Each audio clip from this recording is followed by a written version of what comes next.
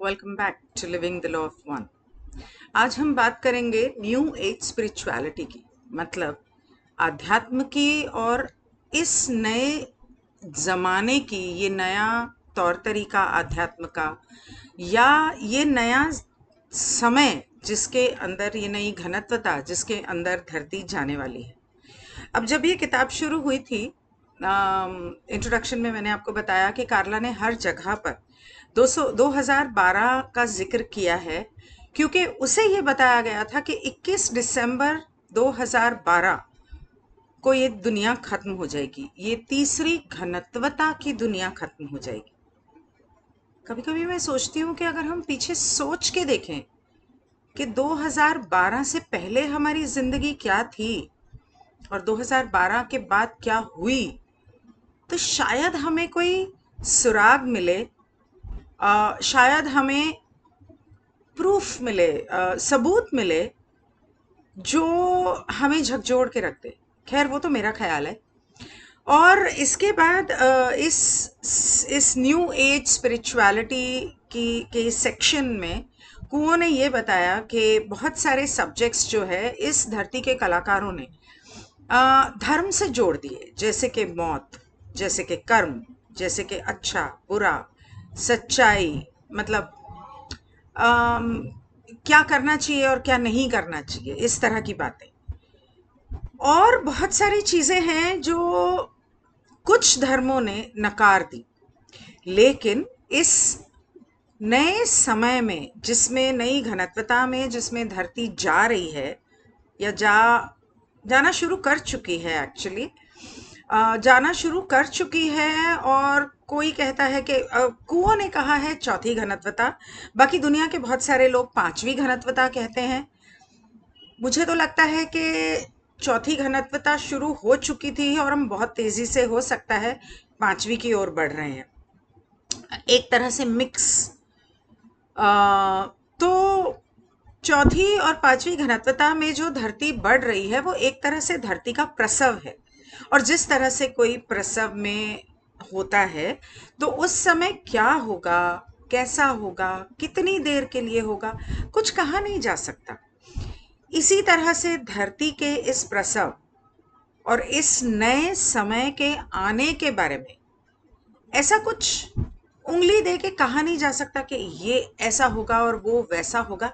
लेकिन हाँ, तकलीफ होगी, दुख आएंगे, आ, उत्प्रेरक लगेंगे, मतलब कि पा की भाषा में माध्यम लगेंगे, ऐसे ऐसे जिसके बारे में आपने सोचा भी नहीं है।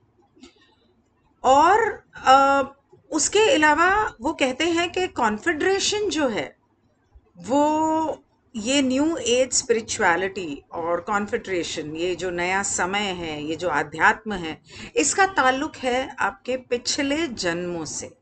हजारों साल, जैसे मैंने लास्ट सेशन में समझाया कि हजारों सालों से हम बार बार पुनर्जन्म ले रहे हैं। तो आपके पुनर्जन्म से, आपके कर्मा से, आपकी इन सारी चीजों से, आपके उस प्रेम से जो आप बिना किसी शर्त के देना सीखते हो या देते हो, उन चीजों से इस चौथी घनत्वता का, इस नए आने वाले समय का ताल्लुक है।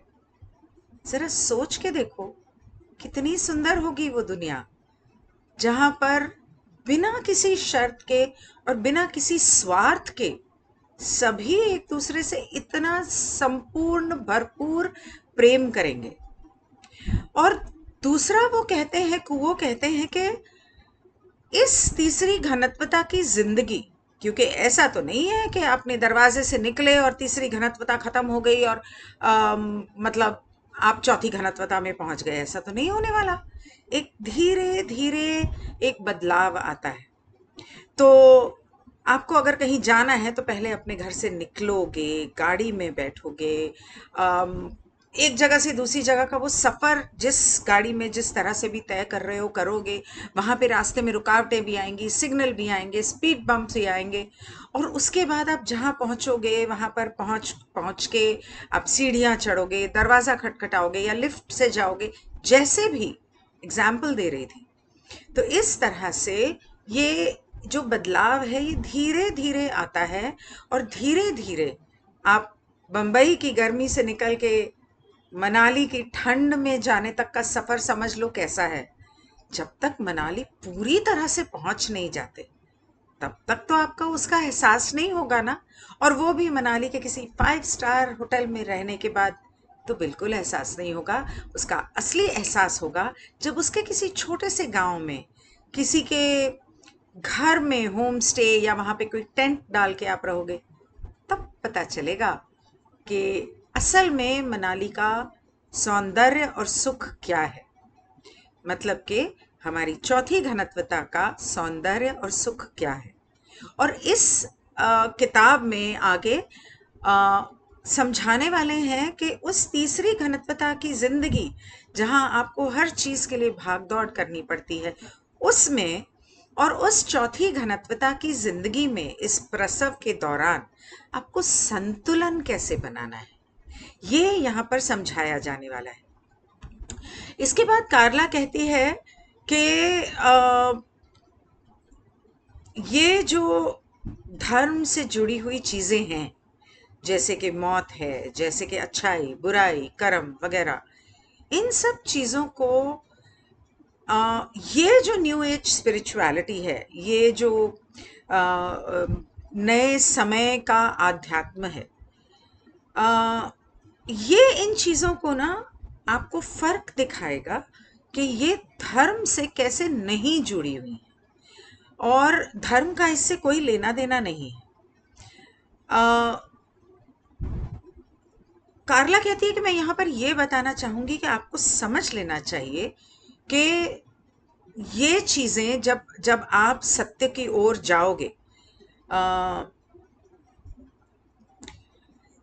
तब आप ये वाली जो सब्जेक्ट्स हैं इनका धार्मिक तौर पे आपके मन पे कोई असर नहीं होगा और आपको समझ में आएगा। मुझे थोड़ा हिंदी में इसे ट्रांसलेट करने में या समझाने में दिक्कत हो रही है। मैं ज़रा एक बार इंग्लिश में इसे पढ़ के बताती हूँ। In this report I would like to shake the religious and new age ties of these concepts and render them emotionally neutral and therefore more helpful concepts for us to consider in seeking the truth for ourselves.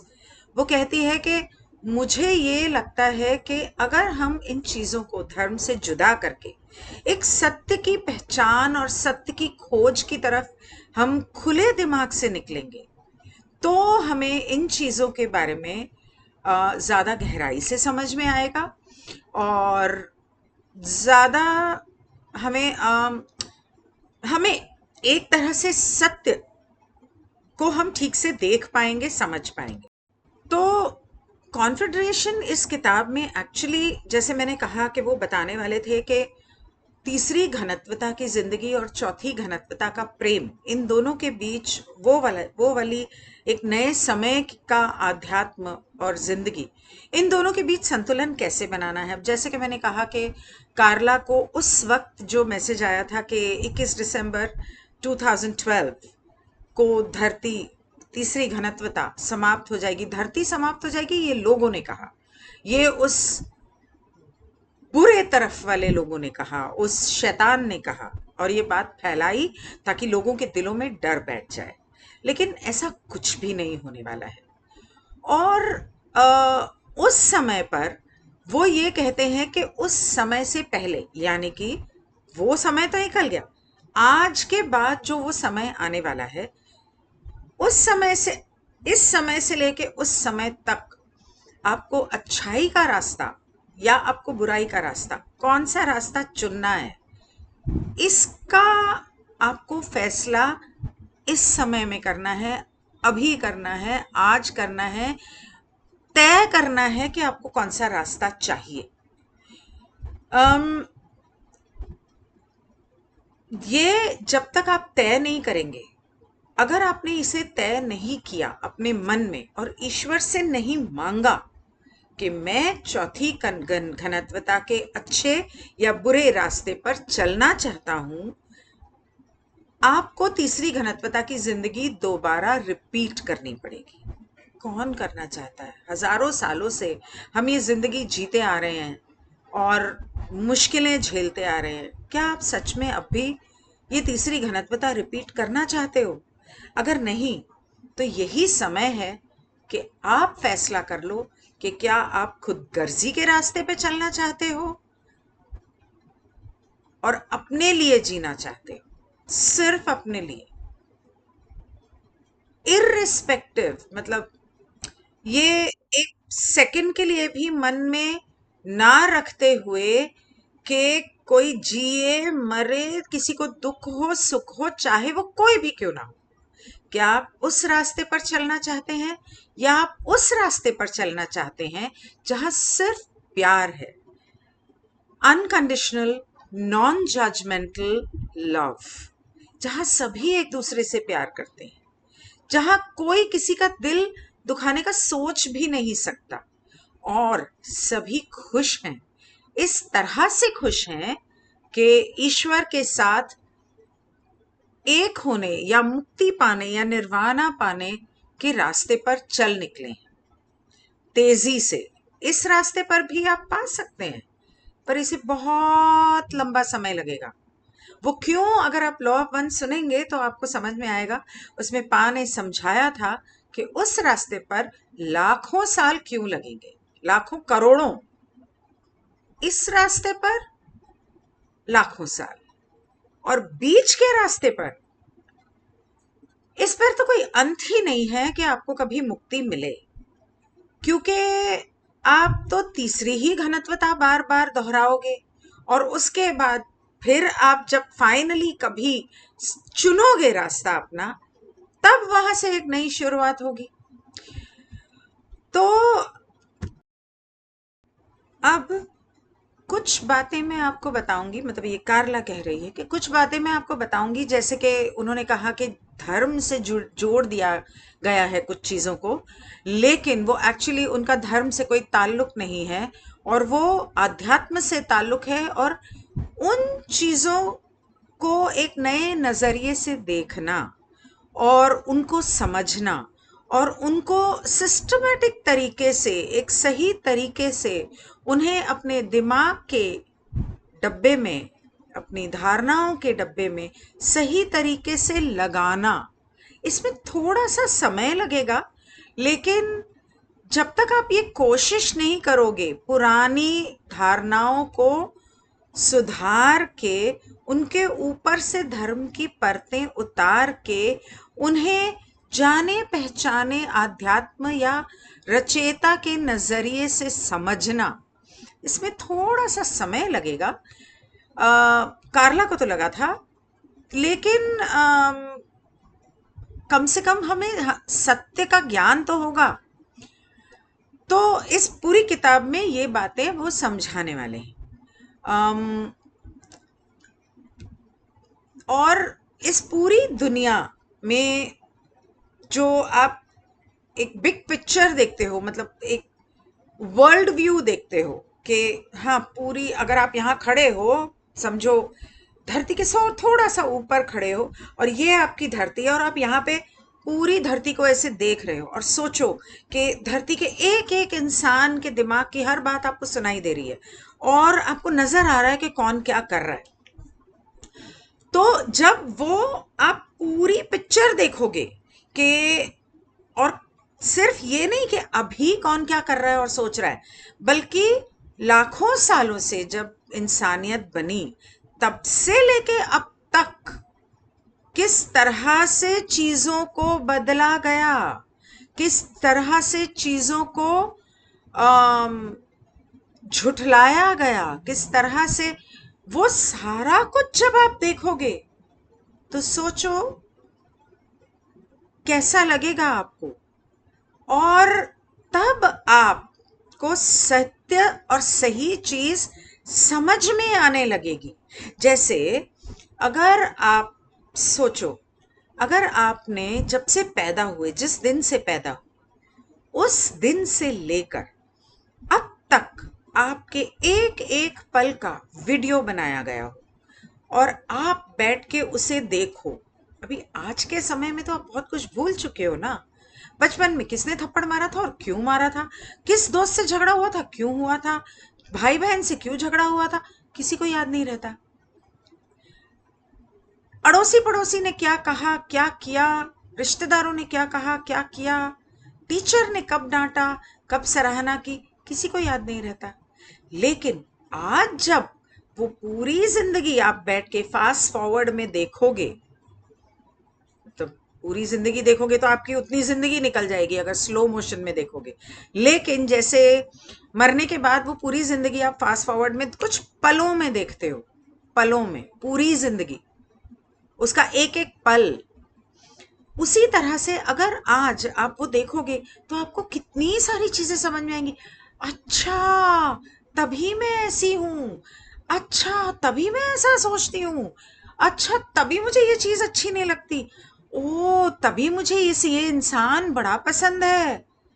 बहुत सारी जो धारणाएं आपकी बन गई हैं इतने सालों में, वो क्यों बनी हैं वो आपको समझ में आएगा।